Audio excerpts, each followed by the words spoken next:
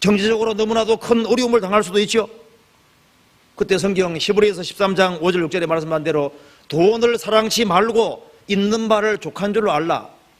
주께서 그가 친히 말씀하시기를 내가 과연 너희를 버리지 아니하고 과연 너희를 떠나지 아니하리라 하셨느니라. 그러므로 우리가 담대히 가로되 주는 나를 돕는 자신이 내가 무소하니겠노라. 주님이 나를 돕는다고 말씀하셨으니까 그 말씀을 떠올리면요, 주님이 보증하셨는데 주님 도와주십니다. 그래서 어려움을 당할 때마다 말씀을 올리면은 이것이 일종의 무지개식으로요, 먹구름 몰려올 때마다 구름 뜨면 무지개 뜨면 그거 보고 안심이 되잖아요. 크리스찬들이 어디에서 안심을 느낄 수 있을까요? 성경이 그렇게 되어 있으면 안심을 느낄 수 있는 겁니다. 그렇죠? 우리 신앙생활 가운데 너무 억울한 일을 당하고 원수 같은 사람 나타날 수도 있잖아요. 저 사람만 없으면 내가 신앙생활 잘할 수 있는데, 근데 그 사람이 있어서 신앙생활 잘할 수도 있습니다. 이것만 없으면 신앙생활 잘할 수 있는데, 근데 그게 있어서 신앙생활 잘할지도 몰라요. 그건 모를 일입니다. 성경에서 말씀했잖아요. 내 사랑하는 자들아, 너희가 친히 원수를 갚지 말고 진노하심에 맡겨라. 원수 갚는 것이 내게에서 내가 벌이라 하시고, 그 말씀대로요, 우리가 원수 갚으면 하나님이 할 일이 없어진 거예요. 억울한 일을 당하면 당하는 대로 하나님께 맡겨야 되는 거거든요. 그래서 신앙생활 속에서 여러 가지를 겪을 수 있는데, 어려움이 있을 때마다 고민할 것이 아니라 고민할 시간에 약속의 무지개를 찾아봐봐요. 성경에 뭐라고 되어 있는가? 하나님이 정말 그렇게 말씀하셨는가? 그리고 그 약속의 말씀을 딱 붙잡으면요, 먹구름은 있지만 겁은 안 나거든요. 주님 약속하셨으니까.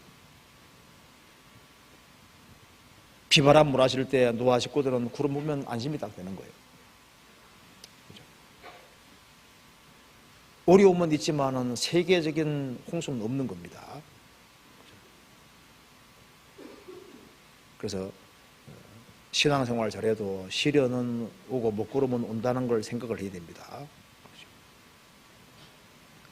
만사가 평탄하리라고 생각하면 안 됩니다. 그러니까 어려움을 많이 겪기 때문에 주님 말씀을 이렇게 많이 주신 거예요.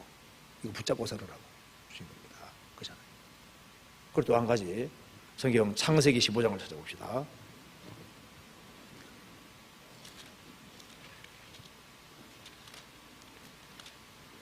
창세기 15장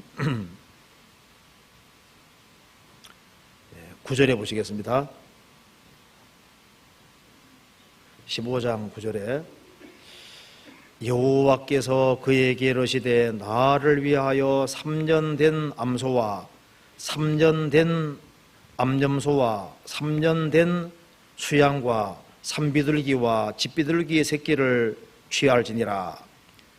아브라함이 그 모든 것을 취하여 그 중간을 쪼개고 그 쪼갠 것을 마주 대하여 놓고 그 새는 쪼개지 아니하였으며 솔개가 그 사체 위에 내릴 때에는 아브라함이 쫓아더라.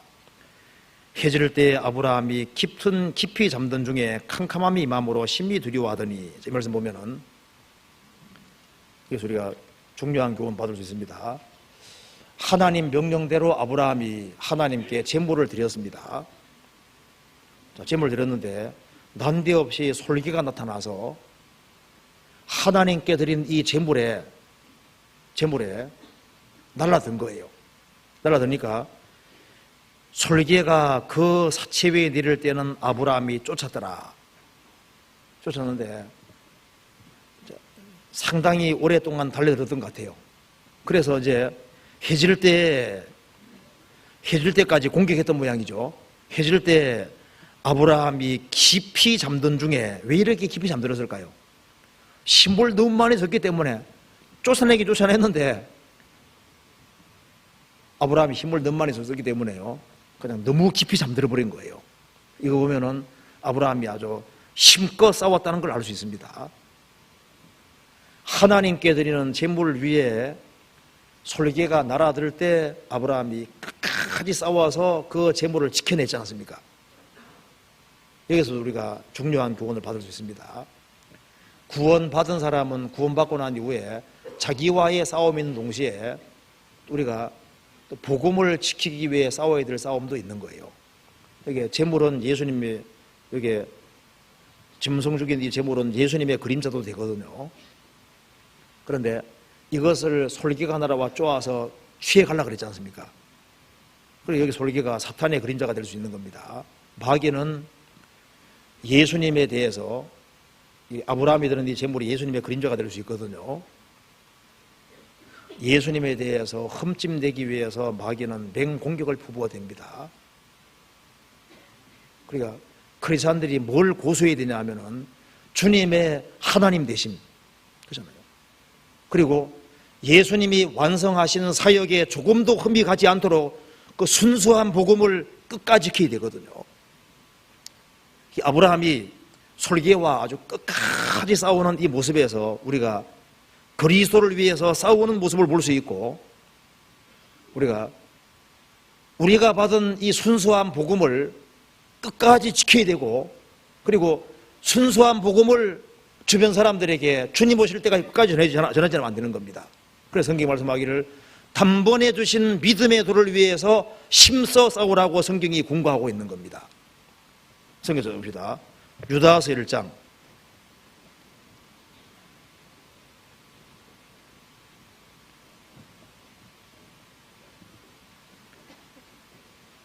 1장 3절입니다.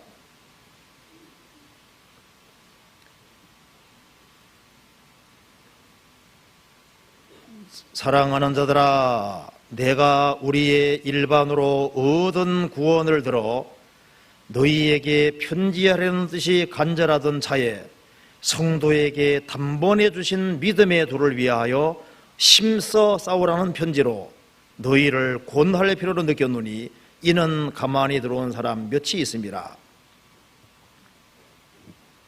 우리의 일반으로 얻은 구원을 들어 너희에게 편지라는 듯이 간절하던 자에 성도에게 단번에 주신 믿음의 도를 위해 힘써 싸우라.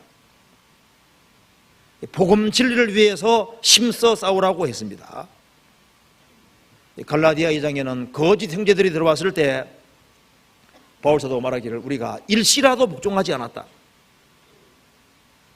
아브라함이 재물을 지키기 위해 싸운 것처럼 우리는 그리스도의 복음 중심으로 하나가 되고 복음 중심으로 뭉치고 복음을 위해 살지 않으면 안 되는 겁니다. 지금까지 수없이 많은 사람들이 피를 흘리고 복음을 위해 싸워왔기 때문에 우리가 구원받은 겁니다. 세상에는 다른 예수, 다른 복음, 다른 영이 왜 맞냐 하면은 그 마귀에게 공격을 많이 받아가지고 조금 갉아먹힘을 당한 거예요. 그래서 복음을 전한다 하지만은 그 복음이 훼손됐기 때문에 가짜 복음 들으면 구원받을 수가 없잖아요. 그래서 아브라함이 지킨 것처럼 그걸 지켜야 되는 겁니다. 느헤미야 3장에 보면은 그 성벽을 짓는 데 있어서 그 성벽 짓는 게 주님 역사거든요. 주님 역사에 많은 사람이 참여했는데 두고와 귀족은 목도 내밀지 않았다, 담보치 않았다, 그런 사람도 나오고, 또 주의 역사에 참여했는데 자기 집 앞에 있는 그것을 해도 주님이 기록해놨거든요. 또 심 빼는 사람들도 성경에 기록이 돼 있어요.